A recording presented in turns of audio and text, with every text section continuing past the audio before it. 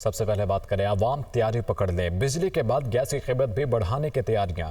1 जुलाई से गैस की कीमत में 147% तक इजाफा मांग लिया गया। सोई नॉर्दर्न की गैस की कीमत में 2646 रुपये 18 पैसे फी MMBTU इजाफे की दरख्वास्त। ओगरा से नॉर्दर्न की दरख्वास्त पर 25 मार्च को लाहौर में समाअत करेगी। अपडेट करें अहम खबर से। आपको बताएं कि गैस अवाम तैयारी पकड़ लें। बिजली के बाद गैस की कीमत भी बढ़ाने की तैयारियां की गई हैं और 1 जुलाई से गैस की कीमत में 147% तक इजाफा मांग लिया गया। सिंध नॉर्दर्न की गैस की कीमत में 2646 रुपये 18 पैसे फी MMBTU इजाफे की दरख्वास्त की है। IMF मिशन और मौशी टीम के दरमियान मुज़ाकरात का फाइनल राउंड आ चुका। पेंशन और wages, climate financing, monetary policy, आइंदा बजट पर मुज़ाकरात होंगे। IMF वक्त सूबों के साथ फिस्कल ऑपरेशन कमोडिटी स्कीम पर मुज़ाकरात करेगा। फॉरेक्स मार्केट, बजट प्रोसेस में तब्दीलियां, इदारे जाते रिफॉर्म्स पर मुज़ाकरात शेड्यूल हैं। रियल एस्टेट अफसरान के east declaration, anti money laundering पर भी मुज़ाकरात होंगे। मुदस्सिर अली राना हमारे साथ मौजूद हैं। मुदस्सिर, क्या तफसीलात हैं? जी, IMF मिशन और मुआशी टीम के दरमियान इक़्तिसादी मुज़ाकरात का बाकायदा आगाज हो चुका है और जो ज़राए वज़ारत ख़ज़ाना है उनकी जानिब से बताया गया है कि आज के मुज़ाकरात में तकरीबन दर्जन से ज़ायद मीटिंग है, जिसमें अफसरान के जो असासों की जांच पड़ताल है उसकी बैंकों को रसाई हासिल करने से मुतल्लिक जो अपडेट है वो फराहम की जाएंगी। इसके अलावा सूबों के साथ आज बड़ी इंपॉर्टेंट डेवलपमेंट है और IMF वक्त की सूबाई हुकाम के साथ मुज़ाकरात हैं, जिसमें सूबों का बजट, सूबों का जो टैक्स रेवेन्यू इक़दाम हैं और जो सूबों की स्पेंडिंग है हेल्थ और एजुकेशन सेक्टर में उससे मुतालिक ब्रीफिंग पर बातचीत होगी। ज़राए वज़ारत ख़ज़ाना की जानिब से मुझे बताया गया है कि आज जो मुज़ाकरात हो रहे हैं ये मुज़ाकरात आज मुकम्मल ना होने का इम्कान है और हो सकता है कि पाकिस्तान और IMF के दरमियान कल भी मुज़ाकरात जारी रहें। IMF कल मुज़ाकरात मुकम्मल करने के बाद पाकिस्तान से परसों वापस। ठीक है मुदस्सिर, बहुत शुक्रिया आपका। स्टेट बैंक आज मॉनेटरी पॉलिसी का ऐलान करेगा। स्टेट बैंक की जानिब से शरह सूद बरकरार रखने का इम्कान है और मुल्क में इस वक्त शरह सूद 22% है। फरवरी में अफराते ज़र की शरह तकरीबन 23.1% और जनवरी में 28.3% थी। स्टेट बैंक आज मॉनेटरी पॉलिसी का ऐलान करेगा, जबकि स्टेट बैंक की जानिब से शरह सूद बरकरार रखने का इम्कान है। और सुप्रीम कोर्ट का बलूचिस्तान के हल्का PB-50 कला अब्दुल्ला में दोबारा इंतखाबात का हुक्म। इलेक्शन कमीशन का सिर्फ 6 पोलिंग स्टेशन पर दोबारा वोटिंग का हुक्म कलअदम करार। इलेक्शन कमीशन आइन और कानून के मुताबिक शफाफ पोलिंग को यकीनी बनाए। सुप्रीम कोर्ट की जानिब से यह हिदायत की गई हैं। ANP के ज़मरुद खान ने इलेक्शन कमीशन के हुक्म को चैलेंज किया था। अदालत को इतनी बारीकियों में नहीं लेकर जाना चाहते। चीफ जस्टिस काजी फायजीसा ट्रिब्यूनल बन चुके हैं, अपील वहां दायर करें। अदालत बैठकर 400 इलेक्शन केसेस नहीं सुन सकती। चीफ जस्टिस काजी फायजीसा ने ये रिमार्क्स दिए और मजीद कहा कि फ्रीकैन रजामंद हैं तो पूरे हल्के में दोबारा पोलिंग करा देते हैं। वफाकी वज़रा और सरकारी अफसरान के लिए बैरून मुल्क सफरी पॉलिसी जारी। सरकारी अफसरान के बैरून मुल्क दौरों के दौरान 5 स्टार होटल में क़याम पर पाबंदी आयद कर दी गई है। इसी पर बात करने के लिए यासिर मलिक हमारे साथ मौजूद हैं। जी यासिर, आपके पास क्या डिटेल्स हैं इस हवाले से? वफाकी हुकूमत ने वफाकी वज़रा और सरकारी अफसरान तरान के लिए बैरून मुल्क सफरी जो पॉलिसी है वो जारी कर दी है और काबीना डिवीज़न ने वफाकी काबीना के फैसलों की रोशनी में सफरी पॉलिसी जो है वो जारी की है। एक तो इसमें यह बताया गया है कि जो बैरून मुल्क अगर वज़ीर जाएगा तो उसके साथ जो सेक्रेटरी है वो नहीं जाएगा। अगर सेक्रेटरी ने जाना होगा तो वो वज़ीर आज़म से इजाज़त लेगा और उसके बाद वजारत ख़ारजा को भी बताकर तो बैरून मुल्क रवाना होगा। इसके साथ साथ कौमी असम्बली और सेनेट का जब इजलास चल रहा होगा तो कोई भी सेक्रेटरी जो है वो बैरून मुल्क दौरा नहीं कर सकेगा। और इसके साथ ये भी बताया गया है कि जो वफाकी वज़रा हैं वो अगर बैरून मुल्क जाएंगे तो वो भी एक मखसूस जो उनकी रेजिडेंस होगी उसके अंदर क़याम करेंगे। 5 स्टार होटल के अंदर ना कोई सरकारी अफसरान रुक सकेंगे, ना ही कोई वफाकी वज़रा जो है वो क़याम कर सकेंगे। और ये भी इसमें कहा गया है एडवाइजरी में कि जो पॉलिसी जारी की गई है कि तमाम जो सरकारी अफसरान बैरून मुल्क जाएंगे वो 15 दिन के अंदर अंदर अपना तमाम जो रिकॉर्ड होगा, जो अखराजात आएंगे, उससे मुतल्लिक वजारत खारजा को भी आगाह करेंगे और अपनी मुतलका जो वजारत होगी उसमें भी अपना तमाम तर जो डिटेल्स हैं वो उनको मुहैया करेंगे। और अगर बहुत ज़्यादा ज़रूरी होगा किसी सेक्रेटरी का वफाकी वज़ीर के साथ उसकी वजारत से मुतल्लिक जाना ज़रूरी हुआ तो वो जो है अपने पहले इजाज़त लेगा और इजाज़त लेने के बाद अपने वफाकी वज़ीर के साथ रवाना हो सकेगा। इसके साथ साथ ये भी कहा गया है कि जो हवाई जो सफ़र होगा वो उसको पहली तरजीह जो है वो PIA को दी जाएगी और PIA के ऊपर तमाम सरकारी अफसरान और वफाकी वज़रा जो है वो सफ़र कर सकेंगे।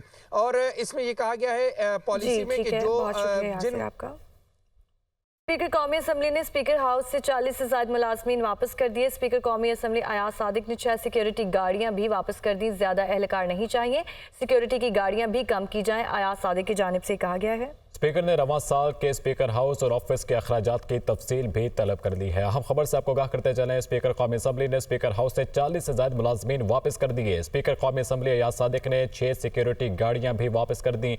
ज़्यादा अहलकार नहीं चाहिए, सिक्योरिटी की गाड़ियां भी कम की जाएं।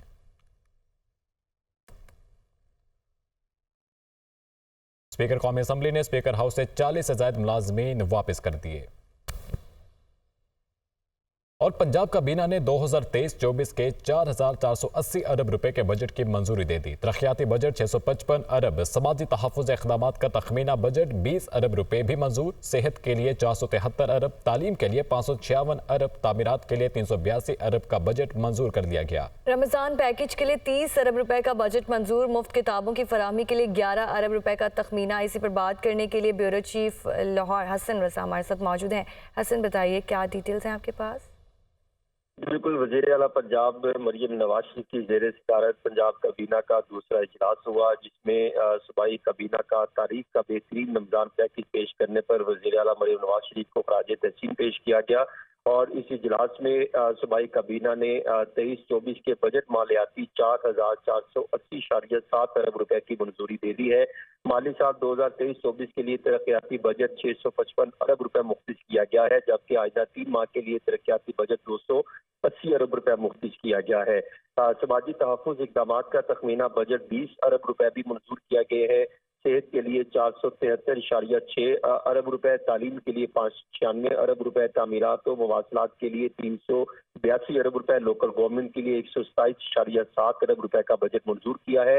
रमजान पैकेज के लिए 30 अरब रुपए का बजट रखा गया है। मुफ्त किताबों की फराहमी के लिए 11 अरब, central business district development authority के लिए 12.5 अरब रुपए का बजट रखा गया है। Pakistan kidney and liver transplant बहुत शुक्रिया, आपने हमें डिटेल से आगाह किया। वज़ीर आला पंजाब ने 2023-24 के बजट दस्तावेजात पर दस्तखत कर दिए। चीफ सेक्रेटरी और सेक्रेटरी फाइनेंस ने मरियम नवाज को बजट दस्तावेजात पेश की हैं। वज़ीर आला पंजाब ने 2023-24 की बजट दस्तावेजात पर दस्तखत कर दिए। चीफ सेक्रेटरी और सेक्रेटरी फाइनेंस ने मरियम नवाज को बजट दस्तावेजात पेश की हैं। स्पीकर मलिक अहमद खान की ज़ेर सदारत पंजाब असम्बली का बजट इजलास आज होगा। वज़ीर ख़जाना पंजाब मुश्तबा शुजाउर रहमान आइंदा 3 माह का बजट पेश करेंगे। गुज़िश्ता 8 माह का इस्तेमाल शुदा बजट भी मंजूरी के लिए पेश किया जाएगा। इसी पर बात करने के लिए deputy bureau chief Lahore Liaquat Ansari हमारे साथ मौजूद हैं। लियाकत, बताइए इस इजलास के हवाले से कब शुरू होगा?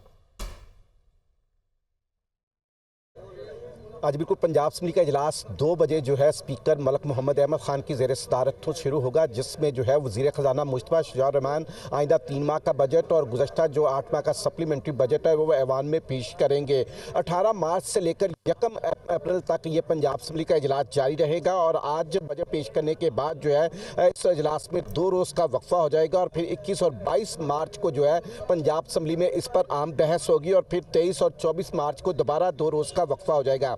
25 और 26 मार्च के इजलास में सालाना बजट की ऐवान में वोटिंग होगी और मंजूरी ली जाएगी। इस तरह 27 मार्च को इजलास में सालाना बजट जो है वो मंजूर हो जाएगा और 29 मार्च को जो है ज़मीनी बजट जो है उस पर बहस होगी और इसी तरह जो है जो ज़मीनी बजट भी जो है वो 30 मार्च को जो है पंजाब असम्बली से मंजूर करवा लिया जाएगा। 31 मार्च को वक्फा होगा और 1 अप्रैल को जो है वो प्राइवेट मेंबर डे की कार्रवाई होगी और इसके बाद इजलास जो है वो गैर मुइना मुद्दत के लिए मुलतवी हो जाएगा। तो यूँ जो आज का बजट इजलास आज शुरू होने जा रहा है, ये आज 18 मार्च से लेकर 1 अप्रैल तक जारी रहेगा।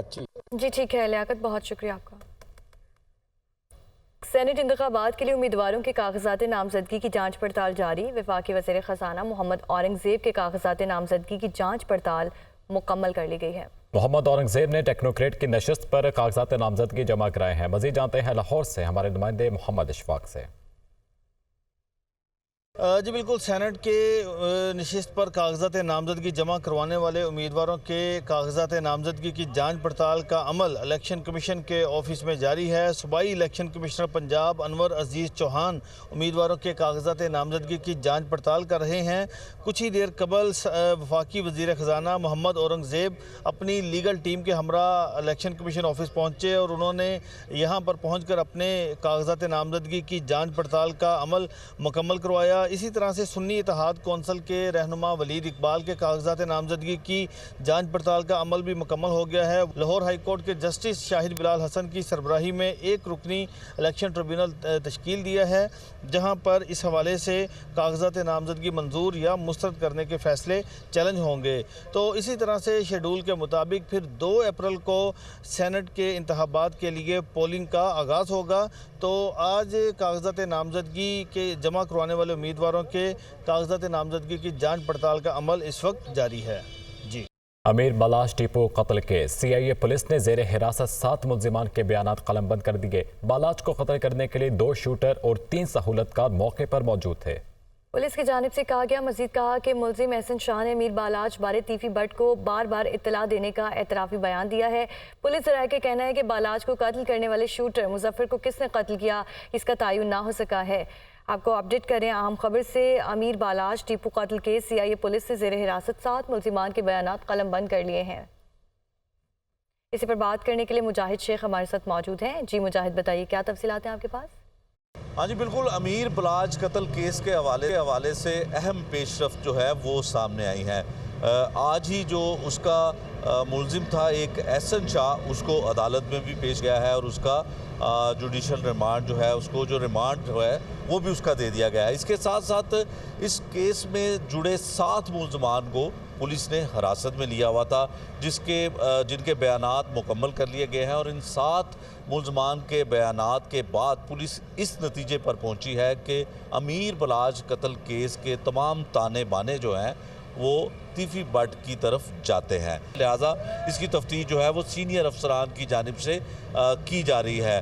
पुलिस ने अब गिरफ्तारियों के बाद रिमांड लेने का सिलसिला जो है और इनकी गिरफ्तारियां जाहिर करने का सिलसिला जो है वो भी शुरू कर दिया है। और ये इस बात का वाज़ेह सबूत है कि अब पुलिस को ये किसी हद तक साबित होना या प्रूफ होना शुरू हो चुका है कि अमीर बलाच टीपू को कत्ल करवाने वाला कौन था। जी। और कराची में महंगाई का तूफान रमज़ानुल मुबारक में भी थम ना सका। अशय खुरनोश की कीमतों में होशरबा इजाफे ने शहरियों को शदीद मुश्किलात का सामना करना पड़ रहा है। तफसीलात जानते हैं अली मेहदी से।